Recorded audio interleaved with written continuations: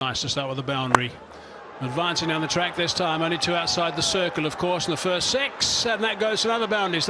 দুই বিশ্ব চ্যাম্পিয়নের সঙ্গে তুমুল লড়াই চলছিল বাংলাদেশের। বাকি দুদল পারেনি, শ্রীলঙ্কা পেছনে পড়েছে।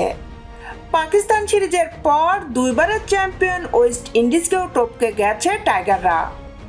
রেকর্ডটি অবশ্য সুখের কিছু নয়। 20-20 ক্রিকেটে সবচেয়ে বেশি হার এখন বাংলাদেশের। বিস্তারিত নিয়ে আপনাদের সাথে আছি আমি শামিমা সুলতানা। এই সিরিজ শুরুতেও অনাকাঙ্ক্ষিত রেকর্ডটির 2 নম্বরে ছিল বাংলাদেশ। 109 হার নিয়ে তালিকায় যৌথভাবে ছিল শ্রীলঙ্কা। 1 ম্যাচ বেশি হেরে শীর্ষ দখলে রেখেছিল ওয়েস্ট ইন্ডিজ। পাকিস্তান সফরে 3 ম্যাচের টি-20 সিরিজে ধবলধোলাই হয় লিটন ব্রিগেড এখন ওই রেকর্ডের একছত্র মালিক। সবচেয়ে বেশি হারের তালিকায় 2-এ ওয়েস্ট ইন্ডিজ। 216 ম্যাচে ক্যারিবীয়দের হার 110 টি-20-তে। আন্তর্জাতিক টি-20-তে এই তালিকার পরেই শ্রীলঙ্কা। এশিয়ার দেশটি 203 ম্যাচ খেলে হেরেছে 109 ম্যাচে।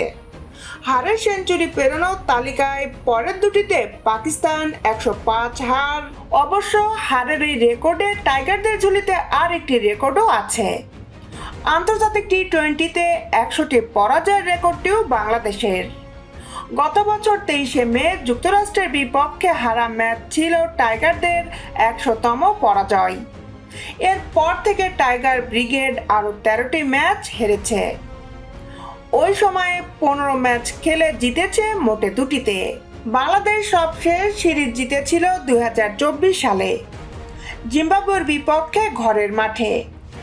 5 ম্যাচের সিরিজে 4-1 ব্যবধানে জিতে বিশ্বকাপে গিয়ে ভরাডুবি দেখেছিল টাইগাররা। সেই থেকে শুরু এখনও চলছে। সর্বোচ্চ হারের তালিকায় বাংলাদেশকে অনেক দিনই থাকতে হতে পারে, যদি না এ মাসে 3 ম্যাচের টি-20 সিরিজে ইংল্যান্ডের কাছে 3-0 ব্যবধানে ক্যারিবীয়রা হারে। শ্রীলঙ্কার ক্ষেত্রেও সুযোগ কম। লঙ্কানরা জুলাইতে খেলবে টি-20 সিরিজ। নিজেদের মাটিতে 3 ম্যাচের ওই সিরিজে প্রতিপক্ষ আবার বাংলাদেশ।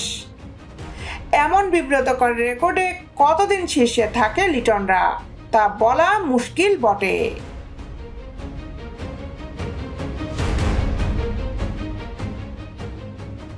দেশ বিদেশের খেলার আপডেট নিউজ পেতে আমাদের সাথেই থাকুন। Justice sports, Dhaka.